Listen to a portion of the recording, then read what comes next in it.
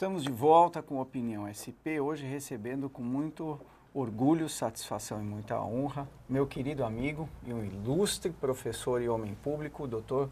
Gustavo Justino de Oliveira. Dr. Gustavo Justino de Oliveira é professor de Direito Administrativo da USP, São Paulo, pós-doutor em Arbitragem Internacional pelo Max Planck Institute de Direito Privado. Ele também é especialista em Global Arbitration Law and Practice pela Universidade de Londres, certificado também em negociação pela Harvard Law School, em arbitragem internacional.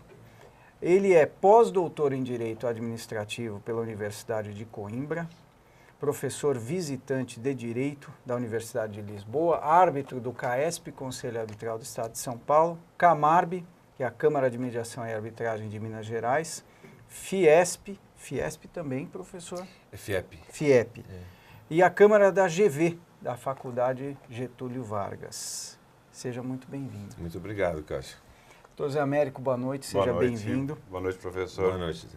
Professor, eu vou passar a palavra para o doutor Zé Américo, mas quero deixar aqui ao telespectador que o professor teve uma passagem pela administração pública como procurador do Estado do Paraná. Hoje advogado, consultor e um dos brilhantes e um expoente dentro dessa área do direito administrativo. A nossa conversa hoje vai ser parte sobre direito administrativo e essas formas alternativas de solução de conflitos, e a outra, diferenças entre o que se tem hoje em termos de arbitragem no cenário nacional e internacional. Doutor Zé Américo. Considerando aí a lei de arbitragem no Brasil, já de longa data, e esse seu conhecimento na arbitragem internacional, você pode traçar um paralelo da arbitragem internacional com a arbitragem que é realizada agora aqui no Brasil? É importante a gente ressaltar desde o início que não somente a lei de arbitragem brasileira, mas também a prática brasileira em arbitragem, ela está totalmente, atualizada com o que vem acontecendo, né? Tanto em termos de arbitragem internacional, como nos sistemas que já são considerados mais evoluídos de outros países, né? Então, a lei de arbitragem brasileira, ela está alinhada com o que se entende, né, como uma lei modelo de arbitragem, né? A prática ainda é considerada incipiente, vamos pensar, se formos nos comparar com outros países, por exemplo, Estados Unidos ou mesmo a Inglaterra, onde a arbitragem já ocorre há muito mais tempo, né? Mas eu diria que assim, a nossa lei de arbitragem é da década de 90, né? E de lá para cá nós tivemos assim, uma evolução muito grande em termos qualitativos, e agora nós estamos vendo também em termos quantitativos em determinadas áreas, né? Então, o que eu posso dizer nós estamos muito alinhados, né? A arbitragem brasileira, a arbitragem doméstica brasileira, ela está muito alinhada na sua prática, na sua base normativa, na atuação dos árbitros, né? Eu diria a comunidade arbitral brasileira, ainda que seja considerada também não incipiente, mas a comunidade arbitral ainda está em formação. Formação, é verdade. Assim, né? Mas são todos elementos que já estão muito atualizados e alinhados com o que, com as práticas, critérios, parâmetros que são considerados consagrados, vamos dizer assim, pela arbitragem internacional. Então, o que eu posso dizer é que não estamos devendo nada no ambiente nacional, no ambiente doméstico, ao que já de longa data vem acontecendo em termos de desenvolvimento e emprego, né, da arbitragem para a solução de conflitos de âmbito internacional. Pegando o gancho da pergunta do Zé Américo, o mundo, ou os países que praticam já de longa data, como o professor bem colocou, enxergam no Brasil um mercado promissor ou enxergam no que temos hoje em termos de legislação algo moderno?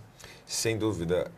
Eu diria, a grande questão que envolve a arbitragem, sobretudo para para as partes, né, para as empresas, enfim, onde nos contratos sinalizam um consenso, né, e escolhem a arbitragem para solucionar conflitos decorrentes de seus contratos, dos seus negócios, hoje consideram o Brasil, o sistema brasileiro de arbitragem, acho que nós já podemos falar assim, o próprio sistema judiciário, né, é um sistema seguro. Né? Então, esta visão nós já temos, internacional. Então, não há um receio, vamos dizer assim. Ao contrário, né, se tem muito claro internacionalmente de que, ainda que o Brasil, diferentemente, por exemplo, dos Estados Unidos, diferentemente da Inglaterra, onde são países considerados amigos da arbitragem, né, ou vamos considerar assim, e são sedes de arbitragem, né, Paris também, no caso da CCI, nós não chegamos a tanto, ou seja, nós ainda não temos instituições arbitrais, né, que possam ser escolhidas, vamos dizer assim, que são domésticas, né, que possam ser escolhidas como sede de arbitragens internacionais. E nós não chegamos nesse ponto, até porque é necessária uma grande evolução. Mas as arbitragens domésticas que ocorrem, né, no Brasil, e o sistema de arbitragem brasileiro é considerado um sistema seguro. Tá? Então, não há, por parte dos investidores, a gente começa a perceber, isso é recente, né? Mas a gente começa a perceber que não há nenhum receio, né, de que as arbitragens que têm um lugar, né, sede no Brasil, se desenvolvam de uma maneira, digamos assim, desconectada dos parâmetros e critérios que são considerados estándares da arbitragem de outros países, ou mesmo da arbitragem internacional. Professor, ainda falando de arbitragem, nossa legislação, há uma alteração aí caminhando. Sim. Né? Eu acho que essa alteração, pelo menos muitos dos que entendem, alguns entenderam como desnecessária, outros entenderam como necessária para afirmar alguns pontos. Qual a sua visão com relação a essa alteração legislativa? A reforma da lei de arbitragem, ela foi capitaneada por uma comissão de juristas, né? E, em um primeiro momento, houve um certo desconforto, né? Então, parte da comunidade arbitral, sobretudo, se sentiu muito desconfortável com a possibilidade da reforma da lei de arbitragem, que é tida como ainda muito nova, né? Então, no sentido de que não seria ainda necessário o momento para essa reforma. Então, de um lado, observamos isso. De outro lado, e aí eu me filio, o que acontece? Sim, a lei de arbitragem é muito recente, mas a prática da arbitragem brasileira, ela evoluiu muito rápido. E nesse sentido, me parece, em várias áreas, em várias temáticas, havia necessidade de alguns ajustes, né? Então, de ajustes, eu diria, não de uma reforma ampla da lei, que não é o que acabou acontecendo mesmo. Então, a lei de arbitragem, ela se mantém com sua espinha dorsal, suas linhas mestras, não há uma mudança drástica, né, do sistema, né, de arbitragem brasileira, vamos chamar assim, doméstico, mas alguns ajustes foram necessários. Um dos ajustes, e que se fazia necessário efetivamente, né, são ajustes no sentido da lei da arbitragem, para possibilitar que a arbitragem, enquanto instituto, né, solução de controvérsias, pudesse ser melhor empregado, né, eu gostaria de deixar claro, melhor empregado pela administração pública, por exemplo. Então, este aspecto, esse é um dos aspectos, porque a reforma gravita em torno de vários outros, né? Mas esse é um aspecto considerado positivo, ou seja, havia necessidade de uma certa acomodação normativa, legislativa da lei de arbitragem para que ela pudesse ser melhor empregada pela administração pública e assim os conflitos administrativos pudessem ser resolvidos de uma forma mais adequada, no caso, pela arbitragem. Segura a sua pergunta um minutinho. A Opinião SP vai fazer uma pequena pausa.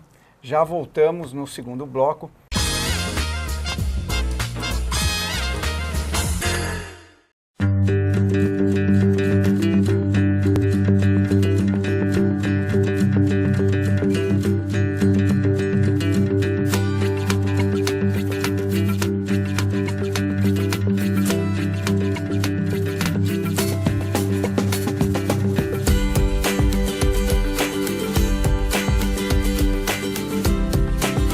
nome é Adriano Biasotto, tenho 38 anos e sou especializado em gastronomia italiana. Eu sou de uma família descendente italiana, é correto eu gostar de culinária italiana, gostar de comida italiana. Como eu cresci nesse meio, cozinhar, de sempre estar à mesa, ao redor da mesa, todo mundo sentado junto. E com isso eu parti para ir me especializar na Itália, procurei mais a culinária italiana, mais de aromas, uma coisa mais moderna, voltada para a nossa região aqui, né?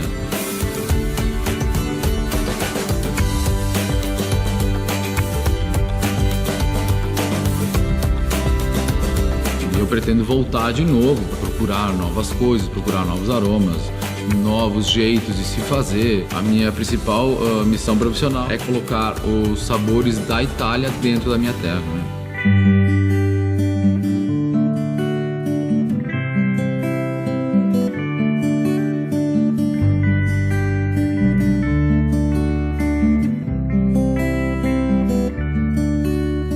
Eu gosto quando eu recebo alguém em casa, que o pessoal fique, eles interajam comigo, que eu não preciso ficar lá na cozinha escondido. Então eu gostaria que essa cozinha fosse receptiva ao pessoal, né? Que eles consigam chegar, que todo mundo ajude, né?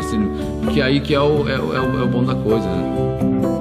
A cozinha dos sonhos, ela tem que ser prática, para focar naquilo que eu mais gosto de fazer, que é cozinhar.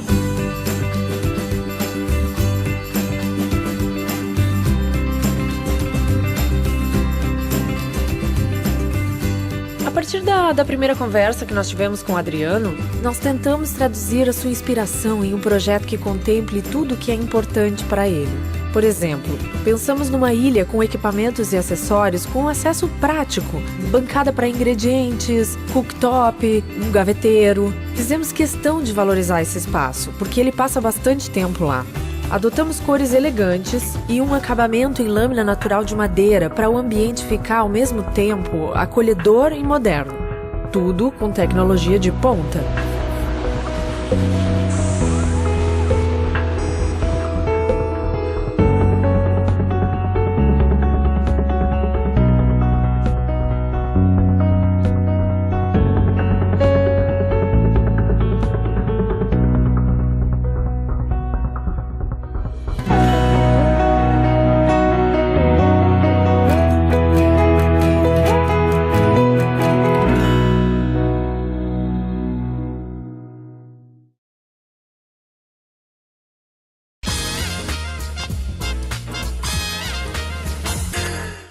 Estamos de volta, Opinião SP, recebendo o Dr. Gustavo Justino de Oliveira, nosso querido professor, que hoje nos fala sobre arbitragem, tanto no cenário internacional, nacional e agora em especial dentro da área do direito administrativo. Dr. Zé Américo, sua palavra. Obrigado. Professor Justino, o senhor estava falando da arbitragem na área pública. Como está a área pública diante da arbitragem? Ela é perfeitamente possível ser feita? Existe resistência? E o que mudou nesse longo tempo diante da nova lei de arbitragem também? O que virá a mudar? A evolução, ela é muito rápida, né? Nós podemos entender que desde a lei de arbitragem para cá, a administração pública ela vem flertando com a arbitragem, né? E ensaiando, muitas vezes, uma maior aproximação com a arbitragem. Então, num primeiro momento, o que nós sentimos no Brasil? Os contratos públicos, do tipo concessões de serviço público, as parcerias público-privadas, já continham, desde a década de 90, antes mesmo, na década de 80, previsões, né, de cláusulas compromissórias, cláusulas arbitrais. Mas essas cláusulas arbitrais, elas não foram resultado de uma decisão técnica da administração pública. Como muitas vezes o governo brasileiro, estados, a União Federal, para a execução de infraestrutura, de obras de infraestrutura nacionais, conta com empréstimos internacionais, né, do Banco Mundial, do BID, Banco de Tóquio, por exemplo. E esses bancos internacionais, os órgãos de fomento, né, multilaterais, eles têm um certo caderno de encargos ou algumas recomendações, né, para que aqueles países que recebam esses investimentos ou recebam esses empréstimos, né, apliquem esses recursos de uma forma criteriosa.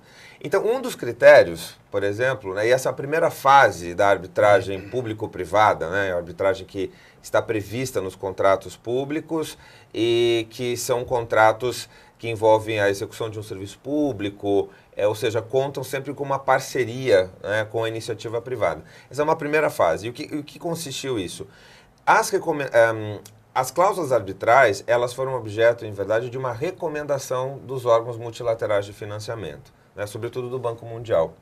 E nesse sentido, assim, o Banco Mundial, por exemplo, ele não disse, se o governo não inserir a cláusula de arbitragem, ele não terá o financiamento. Mas, na prática, é mais ou menos o que ocorre. Então, ou se faz um alinhamento com as regras, né, com os parâmetros, os standards considerados, digamos assim, os melhores critérios por esses órgãos de financiamento, ou não se tem o financiamento. Então, eles dizem que nunca é obrigatório, mas, enfim, então, no primeiro momento, os contratos público-privados no Brasil, ou os contratos públicos, né, eles tiveram inserção da cláusula arbitral, mas como efeito dessas recomendações dos bancos ou organismos multilaterais de financiamento. Na prática, né, aí o que nós observamos, muitas vezes essas cláusulas foram inseridas e havia uma expectativa da administração de que essas cláusulas não haveria necessidade, né, de se colocar em prática essas cláusulas, né? Ou seja, a arbitragem, tudo sairia bem no contrato e a arbitragem não seria instaurada, né? Mas ocorreu que em vários casos houve algumas controvérsias entre a administração e os particulares com base nesses contratos e a arbitragem se impôs, ou seja, a arbitragem foi instaurada. Então eu diria que a arbitragem no Brasil, para a administração pública, ela começa como um susto. Então, assim, havia previsão contratual da arbitragem, havia uma expectativa de não utilização da arbitragem, mas ela se impôs. E aí dá-se início à prática da arbitragem público-privada no Brasil, final da década de 80, com os primeiros casos na década de 90, né?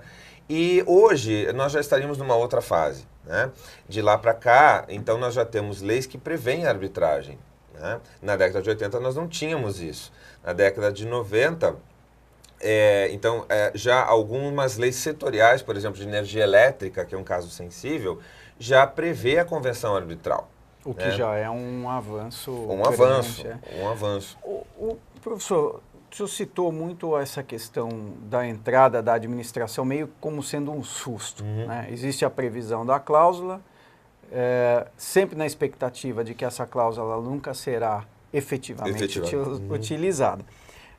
Tenho acompanhado de perto a sua carreira, não só acadêmica, mas como profissional, advogado profissional do direito, e sei que é hoje um dos excelentes árbitros na área do direito administrativo e conduz com maestria os procedimentos em que é convidado a ser árbitro. O senhor acha que quando do surgimento do procedimento, a administração ou aquele advogado, procurador ou representante legal, ele está preparado ou existe a necessidade que a administração pública se prepare para essas cláusulas que já foram inseridas e que provavelmente serão, sim, utilizadas? Bom, eu agradeço muito as palavras, Cássio. Eu diria que já de longa data eu venho procurando contribuir, né, para a evolução da arbitragem e sua utilização como um mecanismo adequado, né? Um mecanismo adequado para solucionar conflitos envolvendo a administração pública e o particular. Então, nessa linha, realmente, eu fico muito feliz agora com o que nós estamos começando a assistir, né? Mas eu diria o seguinte, em primeiro lugar, eu não gosto e não me utilizo da expressão mecanismos alternativos, né, para a solução de conflitos. Não incluo a arbitragem, porque eu acho que a arbitragem ela deve ser vista, sobretudo pela administração pública que nós estamos falando, como um instituto ou um mecanismo mais adequado para solucionar controvérsias de determinada matéria, que envolve determinada complexidade, né? Então, a arbitragem no setor público ela não vai servir para tudo. Acho que esse é um primeiro ponto. Então, preferencialmente, a arbitragem vai se impor em alguns contratos, né? Onde a técnica, por exemplo, é extremamente relevante, né? Complexidade, valores, né? Há também estudos, por exemplo, mais contemporâneos, no sentido de que a própria previsão da cláusula arbitral, ela já tende a mitigar os riscos dos contratos públicos. Então, hoje já se começa... O que eu quero dizer... Existe como um inibidor, né? Exatamente. Existe um espaço para a arbitragem. Então, o que eu quero dizer... É uma solução técnica, é uma decisão técnica da administração pública, que é mais ou menos o momento que nós começamos, é a fase que nós começamos a adentrar agora, né? Então, nesse sentido, vou dar um exemplo do Estado de São Paulo, né? A Procuradoria-Geral do Estado, juntamente com secretarias específicas do governo do Estado de São Paulo, ela, já a questão de alguns poucos anos, 2 ou 3 anos, ela já se posicionou favoravelmente ao uso da arbitragem praticamente em todos os contratos de parceria público-privada do Estado de São Paulo. Porque já é um avanço significativo. E nós estamos falando aí de uma quantidade considerável de contratos, né? Algo em torno de 30, 40 contratos nos últimos anos. Então, a tendência para que a arbitragem não seja, nesse caso, ela não vai ser alternativa, né? Porque ela foi tida como a opção mais adequada. Então, não tem nenhuma questão, né, de alternatividade, ela já foi escolhida e algo que era considerado excepcional, como o uso da arbitragem, passa a ser corriqueiro. E aí, respondendo à última fase, né, da sua pergunta, a advocacia pública tem sim de se atualizar nesse sentido, né? Então, a advocacia das estatais, a advocacia das procuradorias no geral, né, elas passam a ter de atuar também na defesa dos interesses do Estado, das estatais, nos processos arbitrais, não somente nos processos judiciais. E a gente sabe que, na prática, né, a cultura da arbitragem ela é diferente da cultura, né, jurisdicional ou judicial, né, do processo judicial.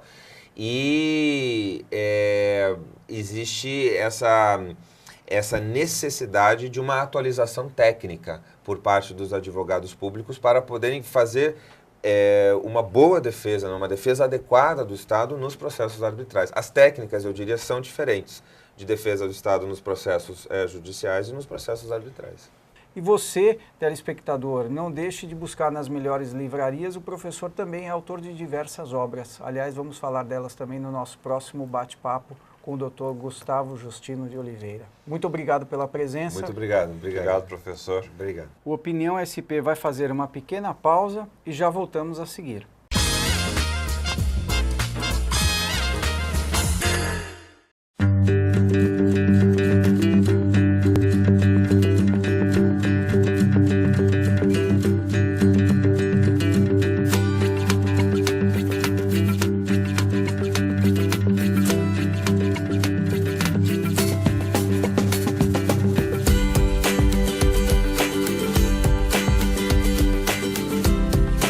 Meu nome é Adriano Biasotto, tenho 38 anos e sou especializado em gastronomia italiana. Eu sou de uma família descendente italiana, é correto eu gostar de culinária italiana, gostar de comida italiana. Como eu cresci nesse meio, cozinhar, de sempre estar à mesa, ao redor da mesa, todo mundo sentado junto. E com isso eu parti para ir me especializar na Itália, procurei mais a culinária italiana, mais de aromas, uma coisa mais moderna, voltada para a nossa região aqui, né?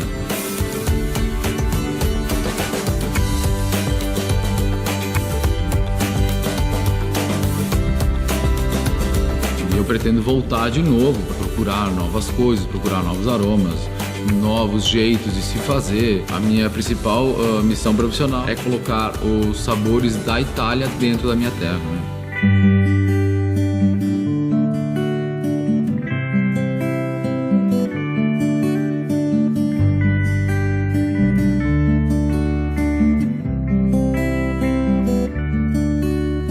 Eu gosto quando eu recebo alguém em casa, que o pessoal fique, eles interajam comigo, que eu não preciso ficar lá na cozinha escondido. Então eu gostaria que essa cozinha fosse receptiva ao pessoal, né? Que eles consigam chegar, que todo mundo ajude, né? Que aí que é o bom da coisa, né? A cozinha dos sonhos, ela tem que ser prática, para focar naquilo que eu mais gosto de fazer, que é cozinhar.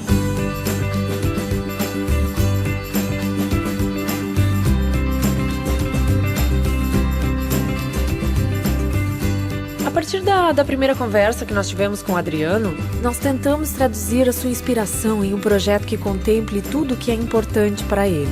Por exemplo, pensamos numa ilha com equipamentos e acessórios com acesso prático, bancada para ingredientes, cooktop, um gaveteiro. Fizemos questão de valorizar esse espaço, porque ele passa bastante tempo lá. Adotamos cores elegantes e um acabamento em lâmina natural de madeira para o ambiente ficar ao mesmo tempo acolhedor e moderno. Tudo com tecnologia de ponta.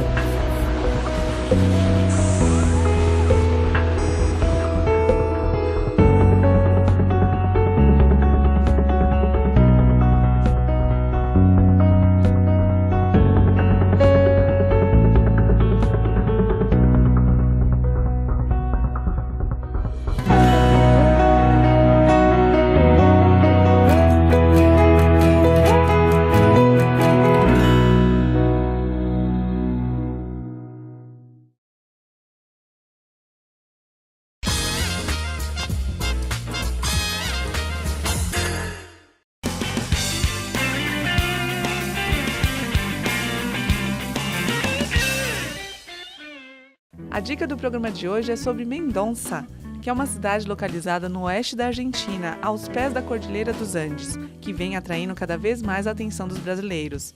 A região na qual se encontra é responsável por quase 80% da produção de vinhos do país e há mais de 100 vinícolas abertas à visitação. Além das bodegas, a cidade ainda oferece muitos outros atrativos, como hotéis luxuosos, boa gastronomia, esportes radicais e paisagens incríveis. Infelizmente, a Opinião SP vai se despedindo de vocês. Não percam o nosso próximo programa. Vamos ver se teremos aí dicas de Londres, Paris, outras cidades tão lindas pelo esse mundo afora. Marisa, Cecília, beijo para vocês. Telespectador, boa noite. Não percam o nosso próximo Opinião SP. Até lá.